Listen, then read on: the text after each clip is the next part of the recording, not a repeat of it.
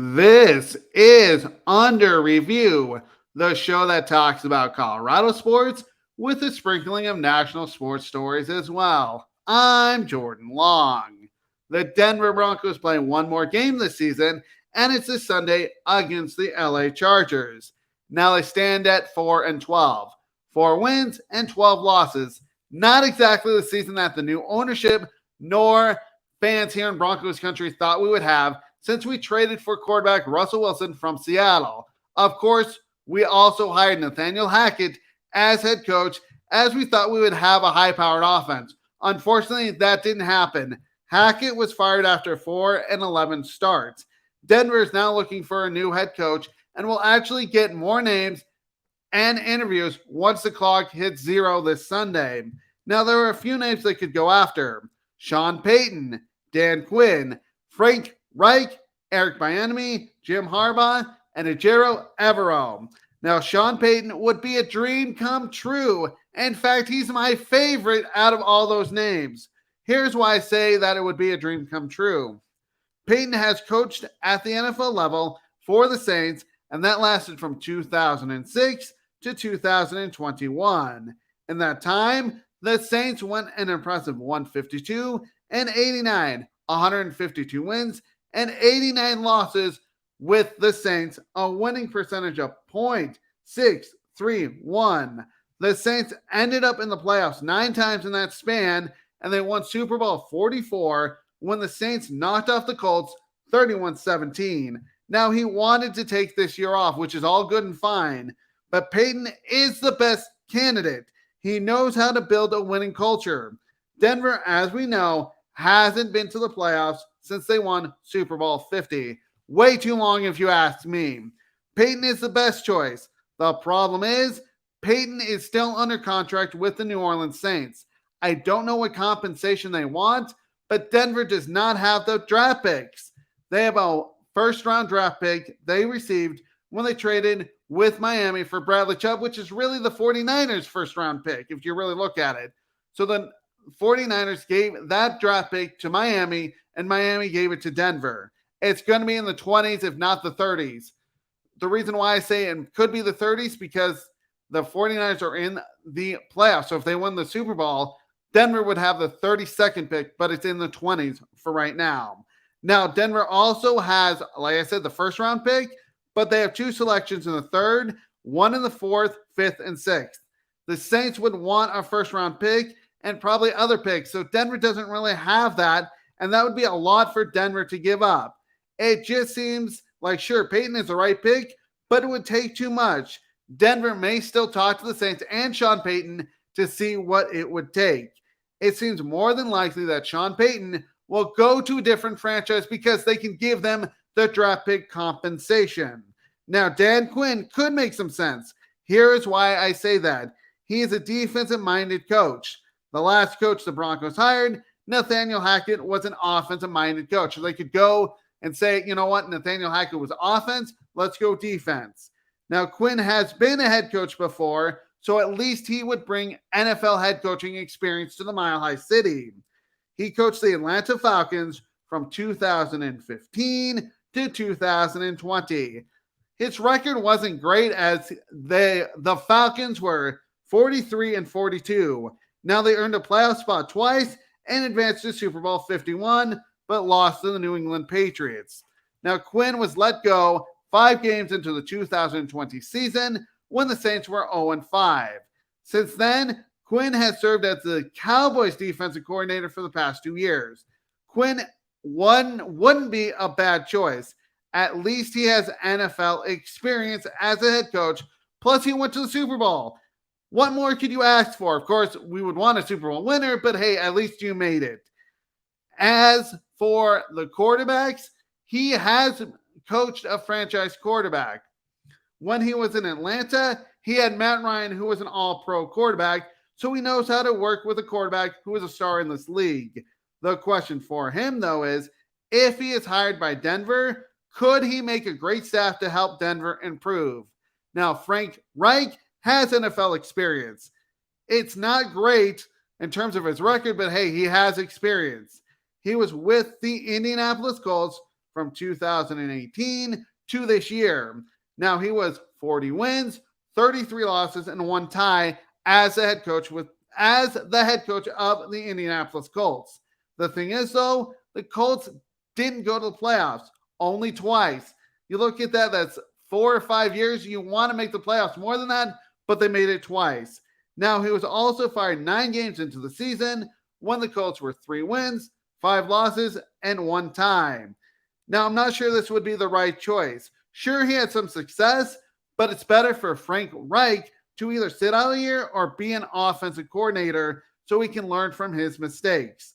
A guy that I have wanted to be a head coach is Eric Bieniemy. This guy knows how to be an offensive coordinator, and he has shown that with the Kansas City Chiefs for the past 5 years. That is great, and he has helped transform Patrick Mahomes, the Chiefs quarterback, to be one of the best quarterbacks in this league. So I get it. Plus, he would be coming home. Now, here's why I say that he would be coming home. He played his college football at the University of Colorado from 1987 to 1990. He was also the offensive coordinator for the Buffs from 2011 to 2012. Eric Bieniemy deserves a shot to be a head coach. I don't know why he hasn't been a head coach, but he deserves a shot. Now, my only problem with it, as much as I like Eric Bieniemy, he would be a first-time head coach. Denver has done that with their last 3 hires of Vance Joseph, Vic Fangio, and Nathaniel Hackett. I think the ownership group wants somebody who has NFL head coaching experience. So that takes him out of the running. Now, Jim Harbaugh seems like he wants to go back to the NFL. He is currently the head coach of the University of Michigan. If you look at Harbaugh, he has been an NFL head coach with the San Francisco 49ers. He was there from 2011 to 2014, and the Niners were very successful with a record of 44 wins, 19 losses, and 1 tie under him, and a winning percentage of .695. The 49ers earned a playoff spot 3 of the 4 years that Harbaugh was head coach. And the thing is, though, they went to Super Bowl 47, and sure, they lost that game. But the thing is, though, they went to the Super Bowl and lost to the Baltimore Ravens 34-31. Harbaugh was let go following an 8-8 record in 2014. I know Harbaugh has the edge to show that what he did in San Francisco was no fluke. The college game, though, is where he should stay. He coached Stanford. That is, Harbaugh coached Stanford from 2007 to 2010. Under him, Stanford was 29-21, and they went to 2 bowl games, and they were 1-1. He has since been the head coach of the University of Michigan, and his record there is 74-25. 74 wins and 25 losses. Unfortunately, he does not have success in bowl games as he's 1-6. Still, why would he want to leave? It's an NFL job that is the Denver Broncos is, and it's hard to turn down. An in-house candidate for the Broncos is Ejiro Evero, who is the defensive coordinator. And he's been great. Going into the last game of the year, the Broncos have a pretty stout defense. They're 6th in yards given up, permitting 318 yards per game. Teams cannot throw on this defense. The Broncos give up 205.1 yards through the air on defense, ranking 11th in the NFL. Rushing-wise is where I need to see improvement as they struggle to stop teams from running the football as they give up 112.9 yards per game. That is great. Again, though, I know he's the only in-house candidate, but Evero has never been a head coach. That is the biggest problem with him, but he is the only in-house candidate. Denver will start their coaching search after Sunday's game against the LA Chargers. They will need a coach who will turn their franchise around. We're going to move on to the NHL. The NHL just had their Winter Classic. It's the first outdoor game of the year, and this year's game featured the Boston Bruins against the Pittsburgh Penguins at Fenway Park. The Bruins won 2-1. This got me thinking, could the Colorado Avalanche host this event again? We have had stadium series, but not a Winter Classic? If so, where? Now, Colorado has played 2 stadium outdoor games, and the first one occurred on February 27th, 2016. Now, it was at Coors Field, and unfortunately, the Avalanche were beaten by the Detroit Red Wings, 5-3. The second one was played at the Air Force Academy, which was on February 15th, 2020, and it didn't go so well. The one at the Academy it didn't work. The reason why, there were so many problems with the venue. First, it was hard to get into the game. If you had a car and wanted to go to the game, you basically had a hard time going into the Academy. And I've heard stories that people who were there didn't get in until the third period, which is just ridiculous. Now, that is the rules of the Air Force Academy. I'm not sure exactly what they are, but it was still difficult for fans to get in. And they also ran out of food and drinks for people who were there, which doesn't make sense since they host, the Air Force Academy plays football there, so I'm not sure why any of those issues occurred. Now, it also took hours for people to get out of the Air Force Academy once the game was over. So you're looking at that. That's an issue with the parking lot. Even so, though, the Avalanche would fall to the LA Kings 3-1.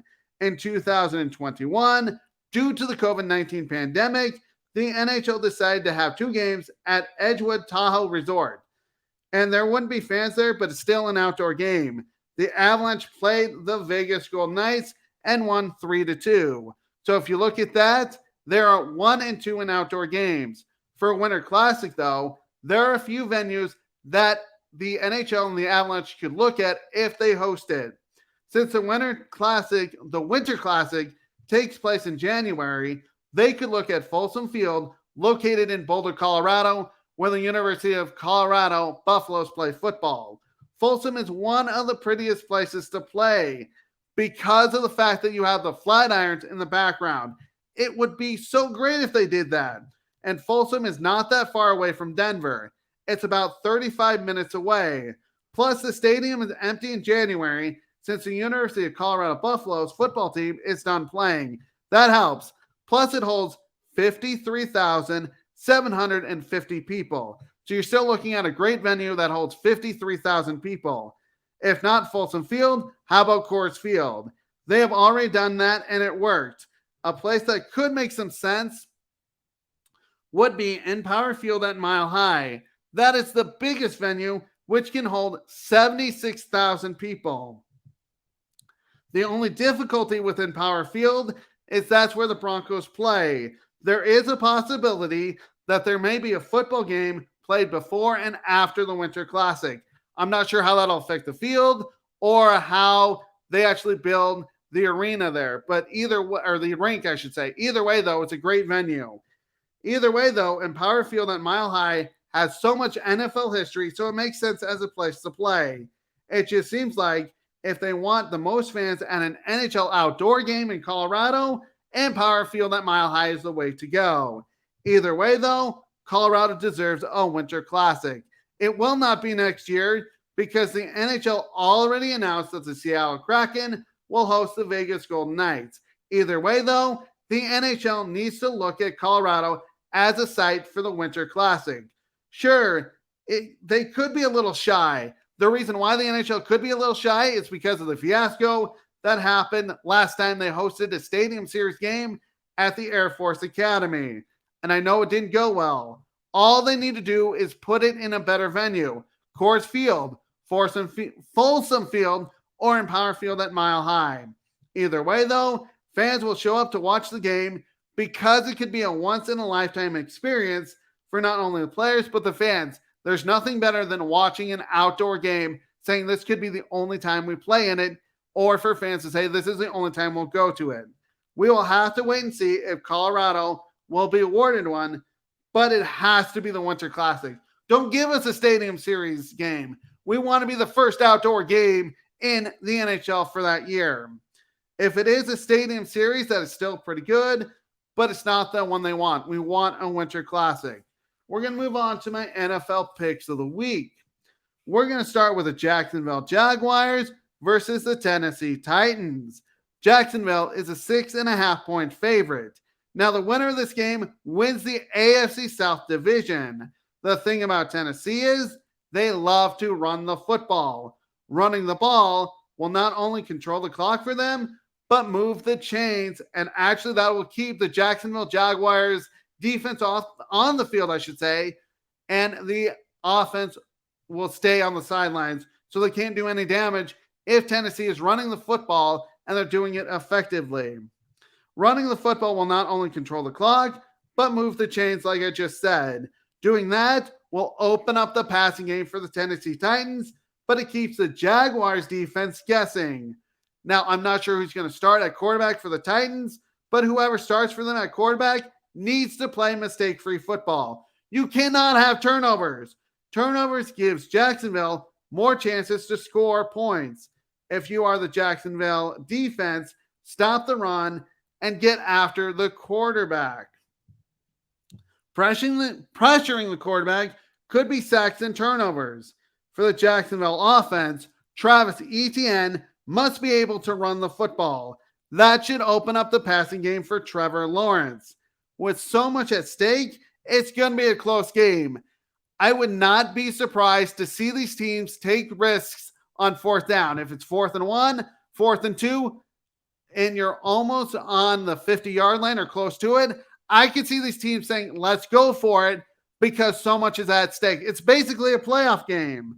So don't be surprised if they're going to go for it on 4th down more often. In the end, though, the Jaguars win as they earn a playoff spot for the first time since 2017. Now, the Green Bay Packers versus the Detroit Lions. The Packers are a 4.5-point favorite. Packers win, and they are in the playoffs, which is pretty amazing because they are playing their best football right now. If you look at the Packers, you know what you are going to get with them.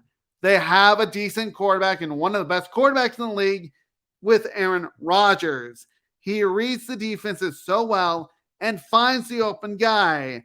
Rodgers doesn't have a favorite target, and the reason why I say that is he uses all of his wide receivers. If you're open, he will throw it to you. When it comes to the Lions defense, though, you have to cover everybody. Don't let a receiver be open, because if they are, Rodgers will find that receiver, and those could go for first downs or longer. You don't want to get beat and do not have breakdowns in coverage. If you are the Lions, I look at the quarterback, Jared Goff, who must play mistake-free football. Do not have any turnovers and keep drives going. This game really comes down to third downs and the red zone. If you are the Lions, and I'm saying the Lions because the Packers, we know will score touchdowns. If you are the Lions, you cannot settle for field goals. Field goals do not help you win this football game. You have to score touchdowns. But in the end, that will be the Green Bay Packers winning this football game as they keep it going. The New York Football Giants versus the Philadelphia Eagles. I know the spread is way, way high, and I'll explain why.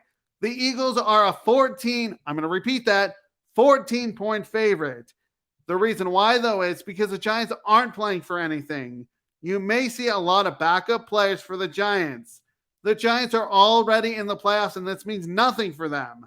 For the Eagles, though, they need to win to have the number 1 seed in the NFC playoffs. If they get that number 1 seed, they will have a bye into the divisional round.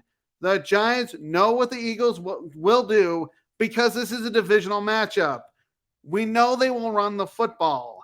If you're the Eagles, though, find a way to stop the running game of the Philadelphia Eagles. If you're the Giants, I should say. If you're the Giants defense, find a way to stop the running game of the Eagles. The Eagles will run the football down your throat. Now, if you do stop the running game, that will force the Eagles to throw the football. I am not sure if Jalen Hurts is going to play, but either way, if you're the Giants, stop the running game. So that will force the Giants to throw the football. As for the Giants offense, again, I don't know how many starters you're going to see, but it could be a lot of backup players since this game doesn't mean anything for them. For the Eagles defense, though, it really doesn't matter who's playing for the Giants, but you have to still stop whoever is playing on the field. Find a way to stop them. In the end, though, the Eagles take this football game and clinch the number 1 seed in the NFC playoffs. The New York Jets versus the Miami Dolphins. The Dolphins are a 3-point favorite. For the Jets, though, their quarterback is Mike White, who's going to start. Really, he has to trust his receivers, find the open guy, and not force the ball into coverage. The Jets' offensive line must give him time. Do not let him get pressured. If he is, that will force Mike White to hold onto the football a little longer, which could be sacks or turnovers. For the Dolphins, they are still alive for a playoff spot in the AFC playoffs as a wildcard team. This is what has to happen. They have to win, and they have to have the Patriots and the Bills both lose. Really a lot at stake for them to have a shot to win this game. Whoever the quarterback is for the Dolphins needs to be smart. They might have a rookie quarterback since both Tua Tagovailoa and Teddy Bridgewater are probably out. Tua Tagovailoa is definitely not playing because he's in concussion protocol. Teddy Bridgewater has a pinky issue. Take a sack if you're the rookie quarterback. Do not force it into coverage and find Tyreek Hill and Jalen Waddle early and often. Hill is one of the fastest receivers in this game. Once he catches it, he's gone for first downs or even longer. The Jets defense knows this and must play tight coverage on both Jalen Waddle and Tyreek Hill. Don't let either of these receivers beat them. In the end, though, the winner of this game will be the Jets. I know the Dolphins are favorite, but I feel like the Jets are the more healthy team as they get the victory. The LA Rams versus the Seattle Seahawks. Seattle is a 6-point favorite. They need to win and beat the Rams. And if they do that, they are still alive to clinch a playoff spot. After that, though, they really need help. They need the Packers to lose or tie versus the Lions. If Seattle ends up tying the Rams, which I don't see happening, they need the Lions, Packers to tie, and the Commanders to lose/tie versus the Cowboys. So a lot to ask, but first things first, Seattle has to win the football game. The Seahawks can pass the football with Geno Smith. He finds DK Metcalf and Tyler Lockett. The Rams secondary can't allow them to be open. Both of these players can catch the football and run for first downs or longer. Also, if you're the Rams, spy Geno Smith on defense. Smith can run the football when he has open space, and those can go for first downs or longer. Spying him will make it more difficult for him to run with the football. For the Rams offense, Baker Mayfield, their quarterback, can get the passing game going. Find his receivers early and often. The Seahawks know the only way they're going to win this game is to bring pressure on Baker Mayfield, which could actually ultimately end up with Baker Mayfield throwing interceptions. This game comes down to offensive production. In the end, I think Seattle will be more productive on offense. My picks again, Jacksonville versus Tennessee, Jacksonville. Packers versus Lions, Green Bay. Giants versus Eagles, fly, Eagles fly. Jets versus Dolphins, Jets. Rams versus Seahawks, Seattle. I'm Jordan Long. This has been Under Review. Read my blog that I write Mondays through Thursdays with podcasts on Fridays at sports-scoop.com. Subscribe to the Sideline Sports YouTube channel because we have so many great shows. And if you subscribe, you will not miss any of our great shows because we have them every single day. This has been a Sideline Sports production.